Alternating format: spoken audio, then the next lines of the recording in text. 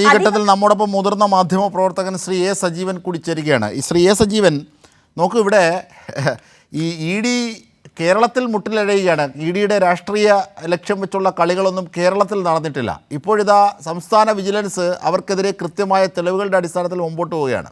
30 കോടിയോളം രൂപ പണപ്പിരിവാണ് ഈ ഇ ഡി ഭൂരിപക്ഷവും നടത്തിക്കൊണ്ടിരുന്നത്.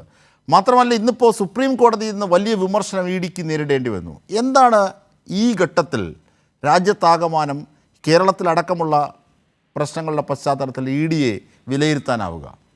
എന്താണ് ഇനി കേന്ദ്ര സർക്കാർ? കാരണം മുഖ്യമന്ത്രി പറഞ്ഞിട്ടുണ്ട് പ്രധാനമന്ത്രി ഇടപെടണമെന്ന് ഈ വിഷയത്തിൽ.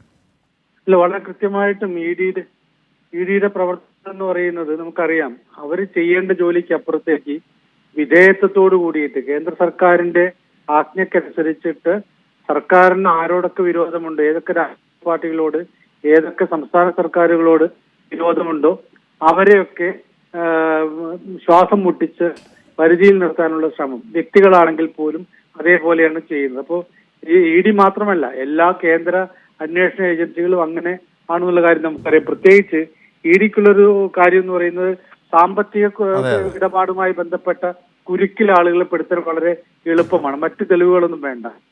മണി ലോണ്ടറിങ് എന്ന് പറയുന്നത് ഒരു വളരെ എളുപ്പത്തിൽ ആളുകളെ കുരുക്കാൻ പറ്റുന്ന ഒരു കാര്യമാണ്. അത് ഇ ഡി വളരെ സമർത്ഥമായിട്ട് അത് പലപ്പോഴും അതേ സമയത്ത് തന്നെ അവർക്ക് വേണ്ട ആളുകളാണ് എങ്കിൽ അത് രക്ഷപ്പെടുത്താനുള്ള അത് കള്ളപ്പണം കടത്തിയാൽ പോലും ഓഫീസിൽ ശേഖരിച്ചു വെച്ച് വിതരണം ചെയ്താൽ പോലും അവർക്കൊരു പിടിയുമില്ല, അവർക്കൊരു പ്രശ്നമില്ല, ഒരു പിടിയുമില്ല. നമ്മള് കണ്ടാണല്ലോ ഇവിടെ കൊടകര കുഴൽപ്പണ കേസ് നമ്മൾ കണ്ടതാണല്ലോ.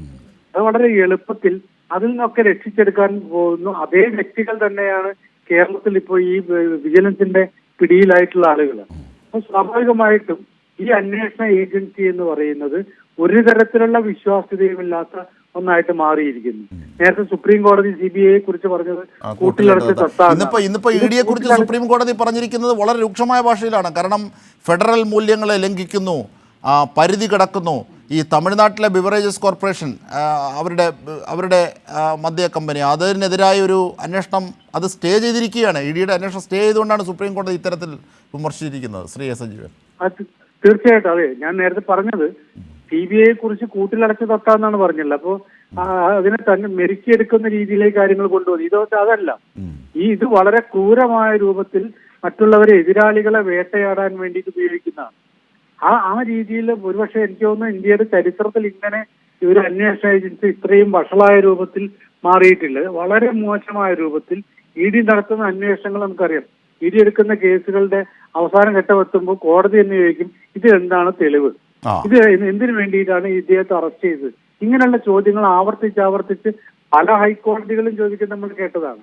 സുപ്രീം കോടതിയുടെ ഭാഗത്ത് ഇപ്പോൾ അവസാനമായിട്ട് ഉണ്ടായ പരാമർശം മാത്രമല്ല, ഇതിനു മുമ്പേ പോലും ഇ ഡി എന്ന് പറയുന്ന ഒരു അന്വേഷണ ഏജൻസി, ആ അന്വേഷണ ഏജൻസി അവർ ചെയ്യേണ്ട സത്യത്തിൽ ഇവിടെ ഈ ഘട്ടത്തിലാണ് ഏറ്റവും കൂടുതൽ നമുക്കറിയാം മണി ലോണ്ടറിങ് നടക്കുന്നത് BJPയുടെ ഭരണത്തിന് കീഴിലാണ്.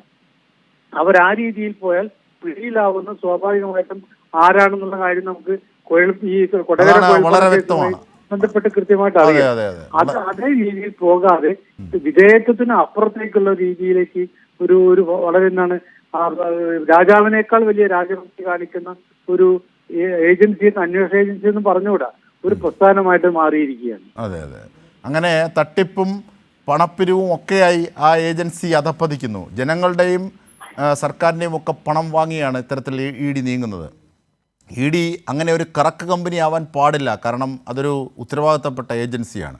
പക്ഷേ ഇതാ സുപ്രീം കോടതി പോലും വിമർശിക്കുന്നതിലേക്ക് ഇ ഡി പോകുന്നുണ്ടെങ്കിൽ കേന്ദ്ര സർക്കാർ അവരുടെ രാഷ്ട്രീയം ഉപേക്ഷിച്ച് അവരുടെ രാഷ്ട്രീയ ടൂളായി അധപ്പതിപ്പിക്കാതെ ഇടപെടേണ്ട ഉത്തരവാദിത്തമുണ്ട്. അതാണ് കഴിഞ്ഞ ദിവസം മുഖ്യമന്ത്രി പറഞ്ഞത്. ഇ ഡിയുടെ കള്ളക്കളികളിൽ അത് പ്രധാനമന്ത്രി തന്നെയാണ് ഇടപെടേണ്ടത് എന്നത് മുഖ്യമന്ത്രി ആവശ്യപ്പെട്ടത്. ഈ ഒരു ഘട്ടത്തിലാണ് ഇ ഡിക്കെതിരായ വിമർശനം സുപ്രീം കോടതി കൂടി നടത്തുന്നത് കൂട്ടി വായിക്കേണ്ടത്.